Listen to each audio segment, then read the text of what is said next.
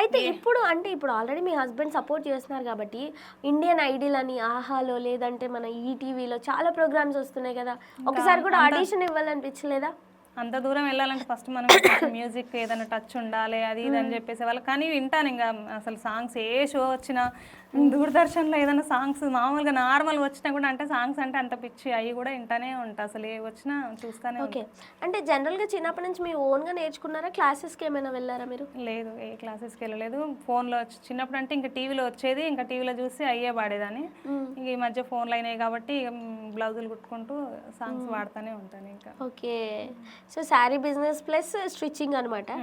So చాలామంది ఇప్పుడు ఈ మధ్య కాలంలో ఈ బిజినెస్లోకి రావాలనుకుంటున్నారు కదా, చాలామంది ఉమెన్స్ ఆన్లైన్ బిజినెస్ ఎక్కువైపోయింది ఈ మధ్య. కొంచెం ఇన్స్టాలో ఫాలోయింగ్ రాగానే అందరూ ఆన్లైన్ బిజినెస్ పెట్టేస్తున్నారు కదా, జనరల్గా మీరేం సజెస్ట్ చేస్తారు? నేనేంటంటే శారీస్ ఇవి రెండు పెట్టుకుంటే స్టిచ్చింగ్ రెండు పెట్టుకున్నారనుకో, శారీస్ తీసుకుని నా వరకు అయితే శారీస్ తీసుకున్న వాళ్ళు నా దగ్గర స్టిచ్చింగ్కి ఇస్తారు. ఈ రెండు పెట్టుకుంటే పర్వాలేదు, బాగానే ఉంటుంది ఓకే అని అనిపిస్తుంది. ఓకే. ఆన్లైన్ ఉందా ఓన్లీ అక్కడికక్కడేనా? లేదు, ఆన్లైన్ లేదు, ఆన్లైన్ షాప్ దగ్గరే అక్కడేనా? మీ హస్బెండ్ ఏం చేస్తుంటారు? మా హస్బెండ్ ఇప్పుడు షాప్ పెట్టుకున్నారు. ఏం షాప్ ఉంది, చిన్నది పాన్ షాప్ పెట్టింది. ఆహా, ఓకే ఓకే. సో జనరల్గా మీకున్న ప్రత్యేకత ఏంటంటే మీ ఇంట్లో ఎంతమంది ఉంటే అంతమంది కోసం మీరు పాటలు పాడతారు.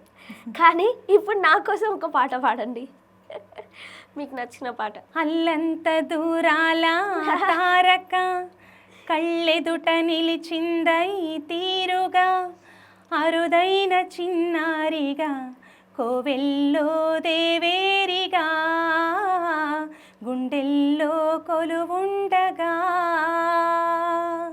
భూమి కనలేదు ఇన్నాళ్ళుగా, ఈమెలా ఉన్న ఓ పోలిక, అరుదైన చిన్నారిగా కోవెల్లో దేవేరిగా, గుండెల్లో కొలువుండగా. ఎంత చక్కటి పాట తెలుసా, ఎన్నిసార్లు పాడినా వినాలనిపించే పాట. అంటే మిమ్మల్ని చూడగల అసలు నాకు ఐడియానే లేదు ఆ సాంగ్ వాడదామని. మిమ్మల్ని మీరు నా కోసం ఒక సాంగ్ వాడన్నారు కాబట్టి మీకోసం వాడాను నేను. టక్కున గుర్తొచ్చింది. Thank you. సో అంటే జనరల్గా 10th క్లాస్లో పెళ్ళైంది అంటున్నారు, అంటే మీ పేరెంట్స్ ఏం చేసేవాళ్ళు అప్పట్లో? అమ్మ నాన్న లాక్స్ రిపేరింగ్, వాళ్ళది పూర్ ఫ్యామిలీనే. ఇప్పుడు మాది కూడా చాలా పూర్ ఫ్యామిలీనే.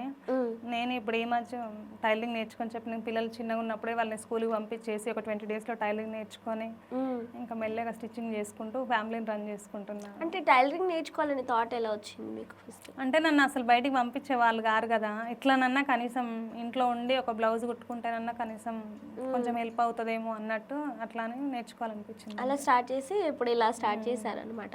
ఓకే. సో ఇప్పటి వరకు మీ లైఫ్లో అంటే 15 ఇయర్స్కే మ్యారేజ్, ఆఫ్టర్ దట్ కట్ చేస్తే మళ్ళీ బాధ్యతలు, రెస్పాన్సిబిలిటీస్, మీ లైఫ్ గురించి చెప్పాలంటే ఏం చెప్తారు? నా లైఫ్ గురించి అంటే ప్రతి ఒక్కరికి నేను చెప్పేది ఒకటే, పేరెంట్స్కి ఎవరికైనా చిన్న ఏజ్లో మ్యారేజ్లు చేయకండి.